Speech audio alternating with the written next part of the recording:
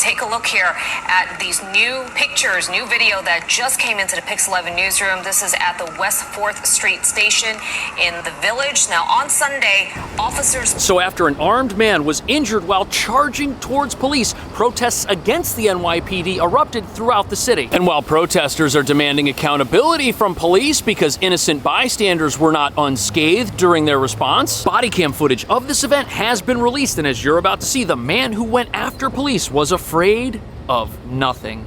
Just before 3 p.m. Sunday, surveillance cameras showing 2 officers following a man who appeared to jump over the turnstile carrying what appears to be a knife. Officers struck 4 people, including 2 innocent bystanders, as they attempted to stop an alleged fare evader. He comes back 10 minutes later, cops following, quickly approaching him on the platform and ordering him to drop that knife. Go drop the knife. Go drop the knife. This happened off a fare, right? This is what we're talking about, $2.90. I saw the video. I saw the steps those police officers implemented over and over again, trying to reason with the perpetrator. The suspect refuses, instead getting on the northbound L train with several passengers on board. The suspect then charges towards one of the officers. Now, police were after a man with more than 20 prior arrests who was evading his subway fare while armed with a knife. And after struggling with the perp, they shot at the individual along with 2 innocent bystanders.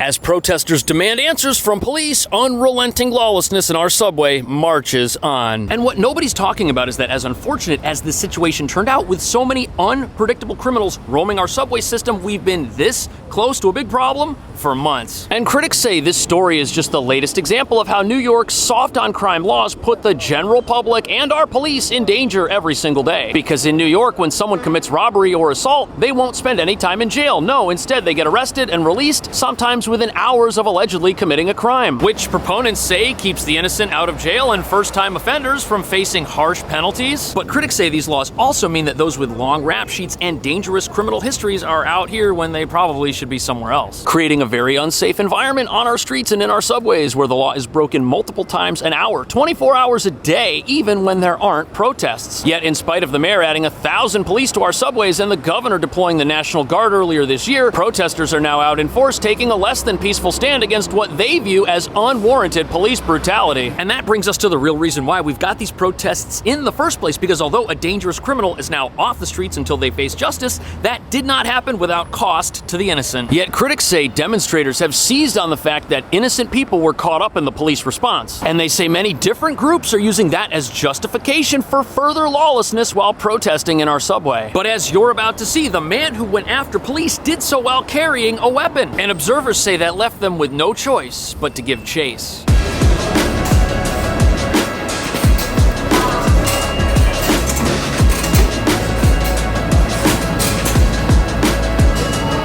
So here we are inside the West 4th Street subway station, the site of a recent demonstration against police, a demonstration which seems to have been made up of various anti-NYPD groups, including some pro-Palestine groups. But before we get into the chaos that unfolded right here just a few days ago, it's important to understand that those protests were planned before the police released their body cam footage, which the mayor says shows exactly what transpired. Just before 3 p.m. Sunday, surveillance cameras showing 2 officers following a man who appeared to jump over the turnstile going into the station. A minute later, he leaves, seen carrying what appears to be a knife. He comes back 10 minutes later, cops following, quickly approaching him on the... So before you decide whether or not the protesters are justified in calling for repercussions or if the police did the right thing by defending themselves, you've got to realize that this entire story is controversial from the beginning all the way to the ending. First, you have a man who jumped over a subway terminal directly in front of 2 police officers, which was done so that they could avoid paying the fare. But studies show that when people are caught evading the fare, sometimes they've got warrants for much more serious past offenses. And one thing unknown to officers at the time they tried to make an arrest was that the man who had jumped the subway right in front of them was somebody with 20 prior arrests, meaning that it was not their first time committing crime. And before we get into what happens next, realize that this is the critical moment of this story because police have a decision. Do they pursue the person who just entered the subway illegally or not. Now, the protesters, as you'll soon see, are upset that the police did not let this man go. But with such high crime taking place in our subway system, observers say that letting him go after blatantly breaking the law in front of the police may have emboldened this gentleman, and he could have gone on to enter the system and commit much worse offenses later on. And this particular offender was on camera entering the subway system illegally while carrying a weapon. The police couldn't let him go. Had they let him go and had someone gotten hurt inside the subway afterwards, and this was all caught on camera, there would have been protests calling for the firing of those officers, essentially putting them in a no-win situation. Had they not pursued this person, someone could have gotten hurt, and by pursuing him, the possibility of an escalating situation remained open. And with many studies showing that fare evaders tend to have active warrants, what were the police supposed to think? They had to make a decision, they had to make it quickly, and they had to make it without knowing that the individual they were after had 20 prior arrests. Cops following, quickly approaching him on the platform and ordering him to drop that knife. Go drop the knife. Go drop the knife. The suspect refuses, instead getting on the northbound L train with several passengers on board. Don't touch it. Put it down. Put it down. Put it down. Put it down. Now, after this clip, you're going to see exactly what happened when the police were forced to defend themselves, but did you see what happened there? This man did several things that escalated the situation from the very beginning. First of all, the man was approached by officers after entering the system, and he was told to put down his weapon, and he refused. And that right there shows the police that he's dangerous and forces them to stay with him until the situation is resolved. They cannot let him go at that point. Now, when that happened, there was no train in the station, but this guy made the situation worse by getting on a train after it showed up, putting the riders on that train in danger. Now, there are two ways of looking at this situation. Either the people on the platforms and in the train were in danger because police were involved, or they were in danger because a man had just entered the system illegally. But on the subway car, the situation just got even worse because the man still refused to cooperate with officers and let go of his weapon, putting the police in another no-win situation, because had that train left the station with that man aboard, there's no telling what could have gone wrong. And again, at this point, the police find themselves in another no-win situation. They cannot break off this engagement. If they let him go after he refuses to drop a weapon that they know he's carrying, that's a dereliction of duty. And before we see what happens next, I've personally been on the subway with uncontrollable individuals who were really out of hand, and it's frightening. They berate other passengers. Sometimes they get physical for no reason, and there's no way to stop them once that train's in motion because there aren't police on the train. Put the knife down. Put the knife down. Cops at one point deploying their taser. The suspect then charges towards one of the officers, then shots. So one thing's for sure, the outcome here wasn't what anyone wanted, and although it may have only happened because police gave chase, it also could have been prevented had this person carrying a weapon, acting erratically, obeyed the commands of the officers and complied with their requests. Requests which were given to him before he had boarded a train and was just waiting on the platform, and which were reiterated when he tried to board a train with passengers on it before he rushed at the police. What's also pretty obvious is that this individual was not afraid of the police one bit, which means that he probably wouldn't have been afraid of the other passengers on the train either. And even though this situation ended with innocent people getting hurt as the police responded to this person who was rushing them, letting this individual go may have put other passengers in danger without the presence of police. And think about this for a second. If this guy had been on a train with no police and started a fight with somebody, what would have happened? We know he was armed, and we know he wasn't afraid of anything. Possibly leading to a situation where the people on that train were faced with having to defend themselves without anybody there to protect them. A situation which nobody wants to find themselves in while riding our subway, that's for sure. And unfortunately in this city, Good Samaritans don't exactly have the best track record when it comes to engaging with dangerous criminals without police around. And there have been recent instances where members of the general public tried to defend themselves from somebody who was armed and were prosecuted by our legal system for doing that, which is the same legal system that allows these criminals to walk our streets without putting them in jail. But even though police body camera footage has been released to the general public, there have already been massive protests and demonstrations against the NYPD. And critics say that some of the protesters involved in these recent demonstrations don't really care if the police were justified at all in their actions.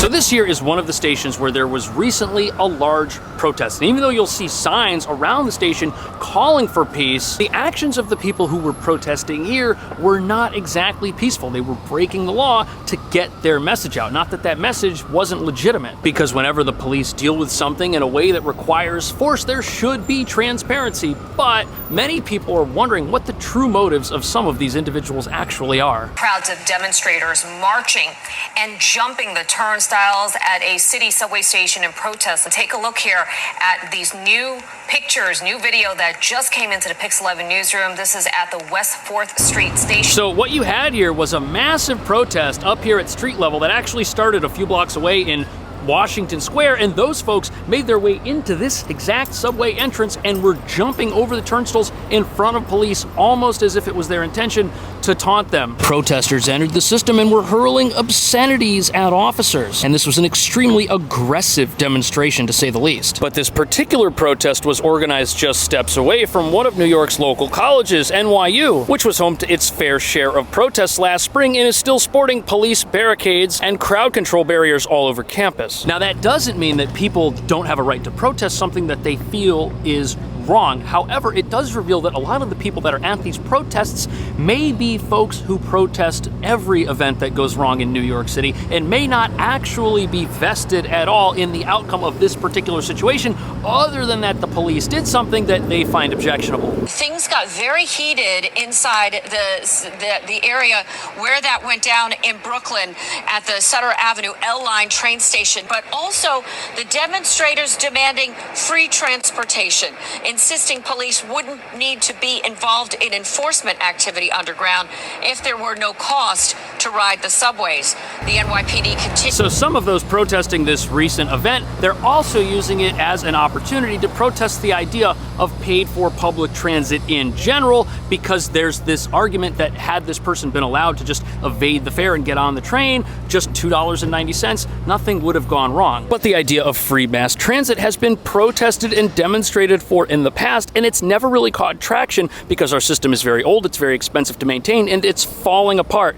as we speak, with fare evasion being a big money loser for the MTA, who runs the subway. In fact, they lose over $500 million a year to fare evasion every single year. But the other problem is no one seems to be protesting against the senseless acts that occur in the subway all the time. You've got incidents of people getting into fights, you've got robberies, you've got assaults, you've got everything going on down here, and no one's protesting that. And with so many riders being in danger, that is the entire reason we've now got National Guard and police at this station right here and many other stations throughout the entire city, revealing that the subway has a violence problem, and that's what this is about. And if the law-abiding are too afraid to ride the trains and pay for them, the whole system is going to collapse, and we won't have any public transportation here. And when you combine the fact that fare evasion just gets worse every single year, no matter what, it makes all the more sense to crack down on that practice, which is what led to the unfortunate events of this story, because if that doesn't happen, people aren't gonna want to use the train at all, and no one's gonna end up paying for it. But the police are between a rock and a hard place, because as they crack down on fare evasion, calls for accountability and protests against their actions only rise, even though they did everything they could to de-escalate this situation before it got out of hand. Because according to the mayor, the actions of one individual are what led to the events that transpired. He's defending the officers. This happened off a fare, right? This is what we're talking about, $2.90. Saw the video. I saw the steps those police officers implemented over and over again, trying to reason with the perpetrators. So that right there, Mayor Adams, who most people don't know was a former 22-year veteran of the NYPD. He saw the footage and he's standing behind the officers. And he's backing up their account of a situation that they tried multiple times to de-escalate in a non-violent, peaceful manner, which the perpetrator did not want to happen. Remember, they tried to end this situation 3 times. First, before the person got on the train. Second, when they were on the train. And third, when the person got off the train and then confronted them. And this brings up another aspect to this whole discussion, which is that many of the folks that are upset with the actions of police want to see the police force defunded. funded. But critics say you could make an argument that when the police are in a very dangerous environment with marauding criminals throughout our subway system that have long rap sheets, they actually need more training and more support than we're giving them. And if we give them less support, that actually makes it harder for them to do their jobs in a safe manner. It makes them less able to defend the general public who need to use the subway to get to work from those very same criminals, and it raises the likelihood that inexperience could lead to someone getting injured, which is what happened when somebody brought a weapon into the subway and disobeyed the commands of police to put it down. That raises a big question. Is this really about $2.90 fare evasion, or was this about a criminal entering the subway with a weapon and refusing to obey officers who told him to put it down? Is this about a situation that could have potentially been much worse than it ended up being? And do protesters have a right to be upset with how the police handled this situation? And was this a no-win situation created by our laws that have allowed people with long rap sheets to roam our streets as free individuals who then commit more crime? Is that what's putting people in danger? And is that what people should be protesting and trying to change? Let me know what you think. Thank you for watching. I'll see you in the next video.